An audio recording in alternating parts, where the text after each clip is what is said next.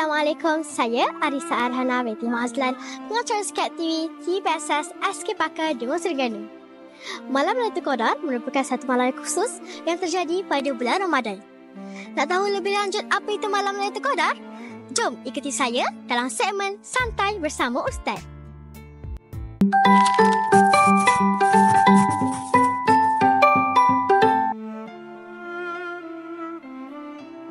Ustaz Tamizi ya? Jom kita pergi ke Ustaz Tamizi. Okey. Assalamualaikum Ustaz. Salam. Kamu dari mana? Dari kelas. Ya, okey. Kita nak tanya soalan boleh Ustaz? Boleh? Ustaz, Lailatul Qadar tu apa? Lailatul Qadar. Okey, Lailatul Qadar tu adalah malam Al-Qadar. Lailah tu adalah malam. Malam Al-Qadar yang Allah Ta'ala sebut dalam Al-Quran kan. Sekarang kan kamu tengok kan dekat Masjid Surau, dekat kawasan kita ni orang semua dah buat apa tu?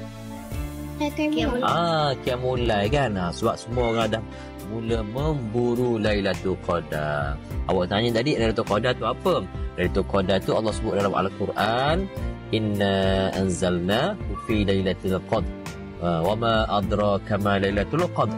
Lailatul Qadri khairum min alfi syahr. Allah sebut dalam Al-Quran, Al-Qadar ini Allah Ta'ala turunkan pada malamnya Al-Quran. Malam tersebut diturunkan Al-Quran. Lepas tu Allah tanya kita, apa dia Al-Qadar? Allah bagi tahu Al-Qadar itu merupakan lebih baik daripada 1000 bulan. Lailatul Qadar itu malam tersebut lebih baik daripada 1000 bulan. Dia berlaku hanya pada bulan Ramadan sahaja kan. Dan Nabi kita SAW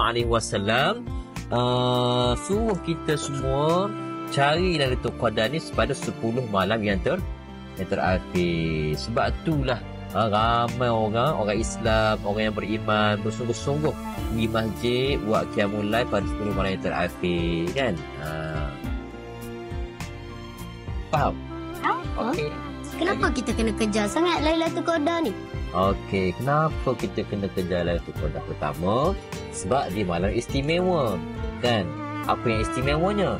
Dia sangat istimewa. Allah Ta'ala sebut dia lebih baik daripada 1000 bulan. Orang yang buat amalan pada malam tersebut akan diberikan gandaan pahala yang berlipat kali ganda. 1000 bulan ni menyamai 83 tahun 4 bulan.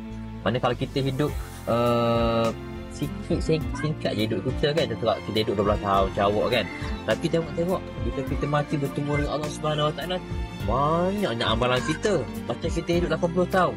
Rupa-rupanya kita dah bertemu Lailatul Qadar. Allah dah berikan kita anugerah malam Lailatul Qadar kan. Buat sikit saja tapi Allah beri gandaan pahala sangat banyak kan. Sebab tu kita kena kejar. Nabi SAW pun kejar Lailatul Qadar kan. Kenapa? Sebab kelebihan-kelebihan itulah. Nabi kejut ahli keluarga Nabi, kejut isteri Nabi, ahli keluarga semuanya bangun pada malam 10 yang terakhir Ramadan. Okey. Boleh faham? Boleh. Apa lagi yang nak tanya berkait dengan Al-Qadar?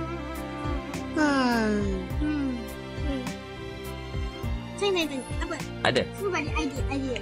Nanti balik bagi tahu pada keluarga kita kan. Sama-sama kita kejar malam Lailatul Qadar yang sangat istimewa ni. Disebut dalam Al-Quran, disebut oleh Nabi kita Muhammad SAW. Kalau kita tak ambil peluang ni sangat-sangat rugi. Okey. Terima kasih Ustaz. Okey, Ustaz harap semuanya jadi anak-anak yang hebat dan berjaya. Okey. InsyaAllah. Sekian sahaja untuk episod kali ini.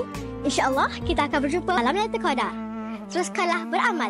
Sehingga berjumpa lagi. Mantapkan klasi, selalah kompetensi. Jumpa lagi. Bye.